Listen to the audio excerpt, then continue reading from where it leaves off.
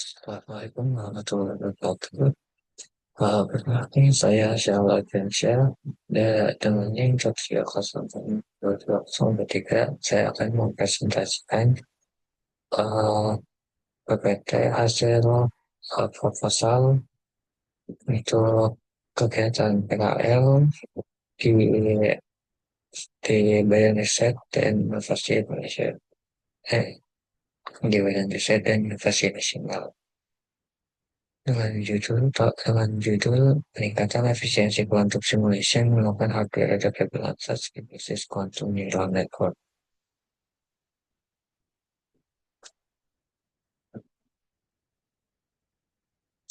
Berikut outline dari PPT saya, yaitu ada pendahuluan, profil instansi, studi pustaka, metode pelaksanaan, penutup, dan tampilan. Pertama, kemudian pendahuluan. Latar belakang keterbatasan perangkat kuantum saat ini memiliki tantangan seperti jumlah qubit yang terbatas, price yang tinggi, dan waktu deferensi yang dibilang terlalu cepat. Lalu pendekatan algoritma variation quantum seperti VQA membutuhkan essential processor yang efisien agar tetap dapat dijalankan secara ondar di tengah keterbatasan ini. Maka dari itu, saya berinovasi menggunakan hardware adaptable ansatz yang dirancang agar selaras dengan arsitektur perangkat keras kuantum sehingga meningkatkan efisiensi, mengurangi error, dan membuka jalan bagi simulasi kuantum yang lebih aplikatif dan lebih presisi. Sehingga dari latar belakang yang telah dipaparkan, didapatkan beberapa masalah. Yang pertama, bagaimana mengembangkan arsitektur hardware adaptable ansatz berbasis quantum neural network yang efektif untuk meningkatkan efisiensi simulasi kuantum pada perangkat berbasis intermediate scale kuantum.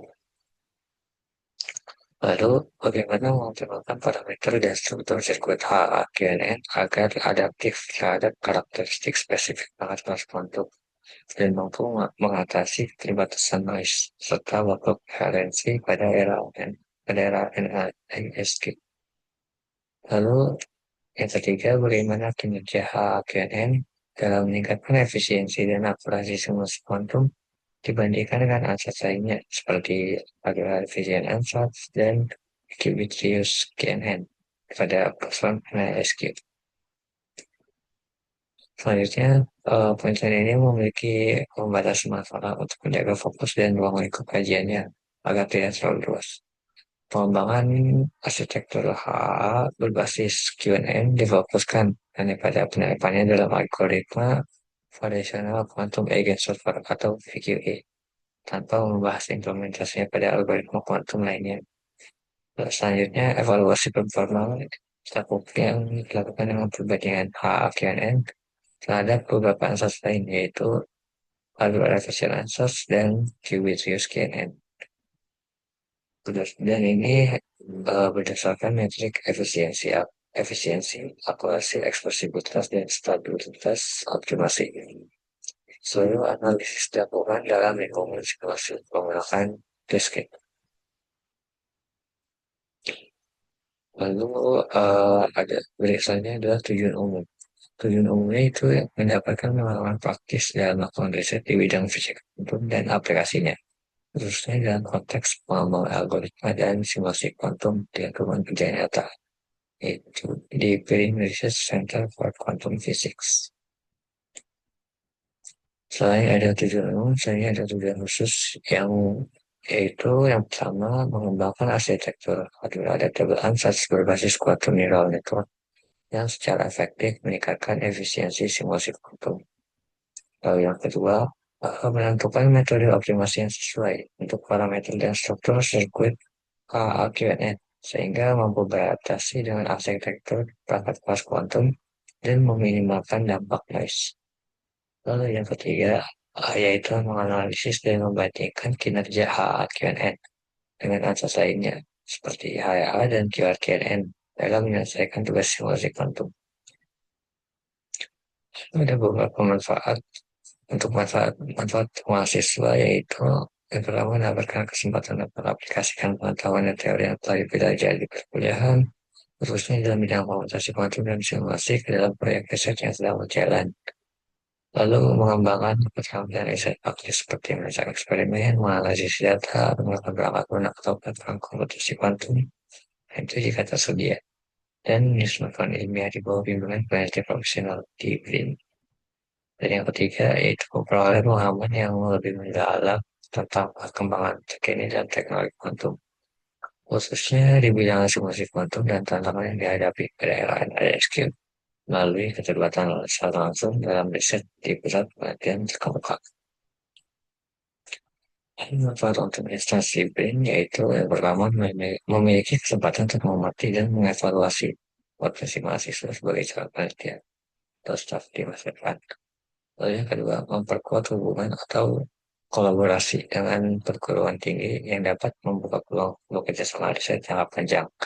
Lalu pertukaran pengetahuan dan akses sumber daya akademis. Dan yang ketiga yaitu berkontribusi pada pendidikan dan pengembangan sumber daya manusia di bidang ilmu pengetahuan dan teknologi, serta meningkatkan citra BRIN sebagai penelitian yang terbuka untuk kolaborasi dan pendidikan. Lalu manfaat untuk proyek fisika FMIPA UNJ yaitu yang pertama mendapatkan bahan balik dari wawasan dari industri sektor kemuka seperti BRIN mengenai perkembangan terkini dan kebutuhan kompetensi di bidang fisika komputasi, khususnya komputasi kuantum yang dapat digunakan untuk memperbarui dan meningkatkan relevansi kurikulum program studi. Lalu yang kedua, menghasilkan lulusan yang tidak hanya memiliki pengalaman teoritis yang kuat, tetapi juga pengalaman praktis dalam riset di bidang inovatif dan strategis. Lalu yang ketiga yaitu mempererat hubungan kerjasama antara program studi fisika FKUNJ dengan Green Research Center Quantum Physics yang dapat membuka peluang untuk kolaborasi riset lebih lanjut, seminar ataupun kesempatan PKL bagi mahasiswa lainnya. Selanjutnya itu konsentrasi. Eh, Berikut adalah profil investasi dari Badan Riset dan Inovasi Nasional. BRIN sendiri adalah lembaga pemerintahan dan kementerian yang berada langsung di bawah dan bertanggung jawab kepada Presiden Republik Indonesia. Berdasarkan Peraturan Presiden Nomor 78 Tahun 2001, BRIN memiliki mandat utama dalam mengangkat penelitian, pengembangan, pengkajian, dan penerapan atau Litbang Jirap, serta invensi dan inovasi yang terintegrasi, termasuk penyelenggaraan ketenaga nukliran dan keantariksaan. Selanjutnya ada sejarah BRIN. Berikut adalah struktur organisasi dari BRIN.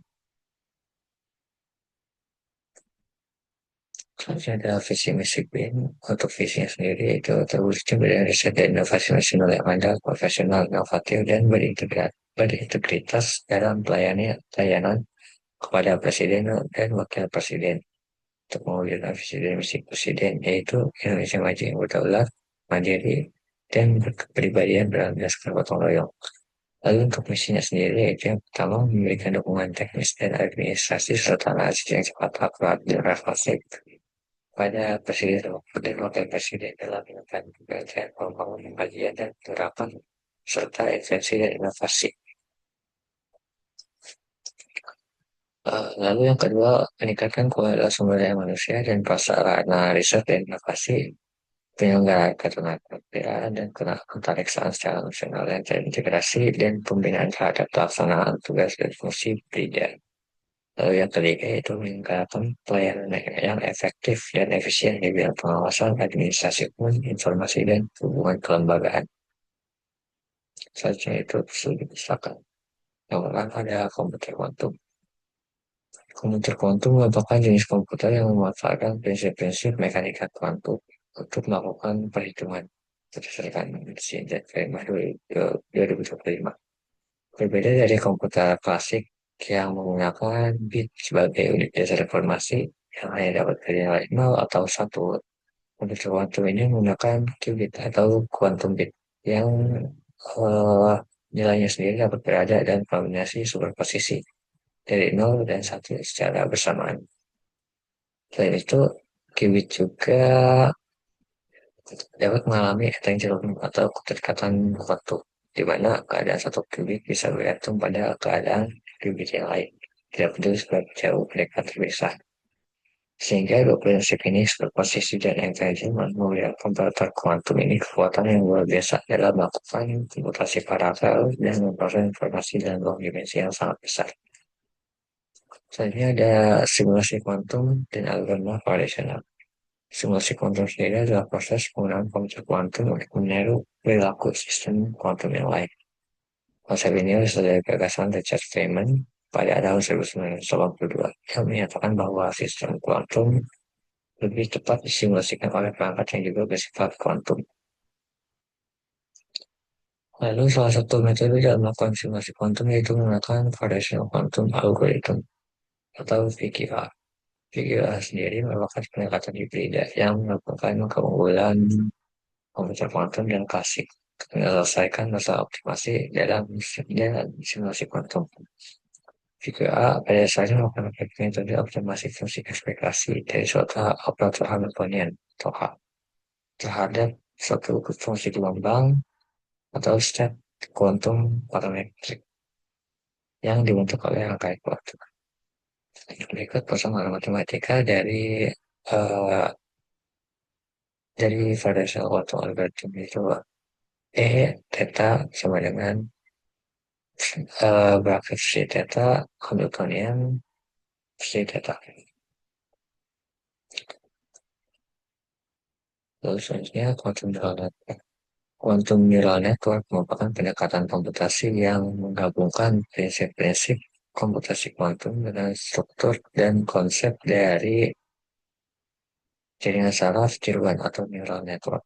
Tujuan dari KNN ini adalah untuk memanfaatkan sifat unik dari sistem kuantum seperti superposisi, intervensi, dan keterikatan atau efisien untuk membangun model pembelajaran mesin yang lebih efisien dibandingkan dengan jaringan saraf klasik, khususnya dalam hal kapasitas representasi dan komputasi paralel.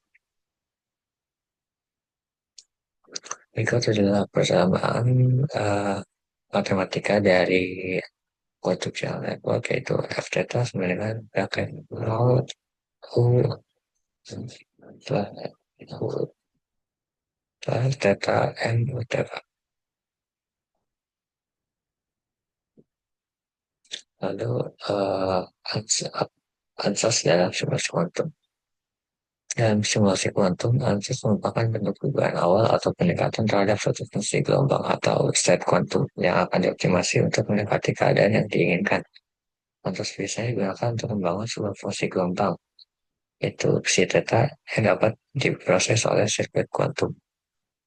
Fungsi gelombang ini bergantung pada parameter theta yang dapat disesuaikan melalui optimasi. Berikut adalah persamaan. Di samping adalah persamaan matematika dari ansatz. Selanjutnya adalah hardware adaptable ansatz. Hardware adaptable ansatz adalah pendekatan fleksibel yang membentuk struktur sirkuit kuantum berdasarkan arsitektur perangkat keras yang digunakan. Alih-alih menggunakan struktur ansatz yang tetap, ansatz ini menyesuaikan jenis gerbang, konektivitas qubit, dan bahkan kedalaman sirkuit dengan penyebab virtual dari perangkat target. Pendekatan ini ideal untuk mengoptimalkan performasi simulasi pada mesin kuantum tertentu karena meminimalkan overhead dan error dari jalur sirkuit yang tidak efisien. Berikut adalah persamaan matematika dari hyper adaptable ansatz, di mana psi theta sama dengan sigma dari L dan satu untuk U entanglement pangkat L dikali U rotasi pangkat L dalam theta pangkat L dan pangkat nol. Selanjutnya adalah metode pelaksanaan. Selanjutnya adalah tujuan operasional. Tujuan operasional dari penelitian ini adalah untuk mengimplementasikan dan mengembangkan teknik rancangan ansatz yang efisien dalam simulasi komputer kuantum. Penelitian ini bertujuan untuk memahami bagaimana struktur ansatz mempengaruhi akurasi perhitungan energi dasar sistem kuantum, serta bagaimana mesin learning dapat digunakan untuk membangun dan mengoptimalkan ansatz yang lebih tepat guna. Kemudian penelitian ini juga bertujuan untuk mengidentifikasi struktur ansat yang paling efisien, serta waktu dan tepat. Pelaksanaan PKL ini dilakukan secara luring di tempat, yaitu kawasan kerja bersama BNN Rawamangun dan BNN Serpong. Dan untuk waktunya sendiri di tanggal 19 Februari sampai sekitar 25 Juni 2025. Dan untuk rencana kegiatannya dapat dilihat pada tabel di samping. Selanjutnya rencana kegiatan yaitu memulai dengan studi literatur, lalu memilih molekul untuk fungsi dan energi, lalu menyusun struktur sirkuit ansatz, lalu mengatur parameter VQE. Selanjutnya adalah melakukan perhitungan geoset energi untuk FCI atau full configuration. Lalu melakukan perhitungan ground state energi LMSE pada ansatz. Lalu perhitungan expressibility pada setiap ansatz. Dan selanjutnya adalah analisis dan evaluasi.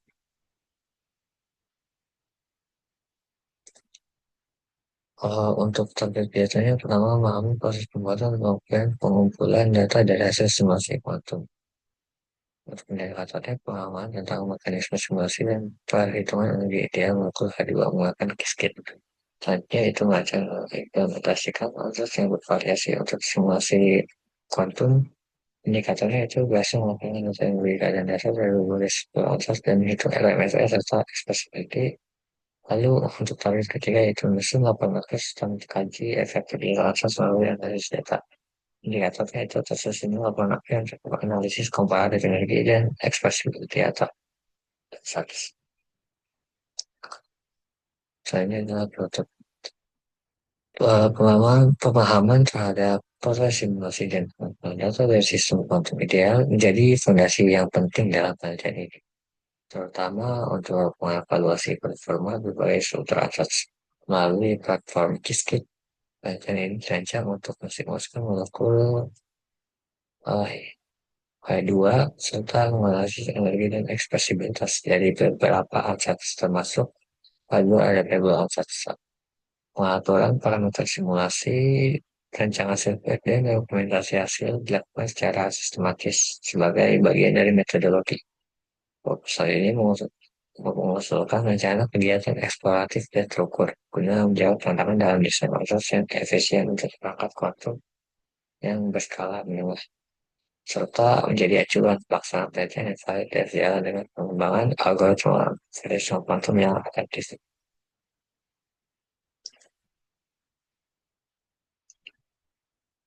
Selanjutnya adalah lampiran. Berikutnya adalah lampiran dan lampiran-lampiran ini akan. Baik, mungkin sekian dari saya. Kalau lebih mohon maaf. Assalamualaikum warahmatullahi wabarakatuh.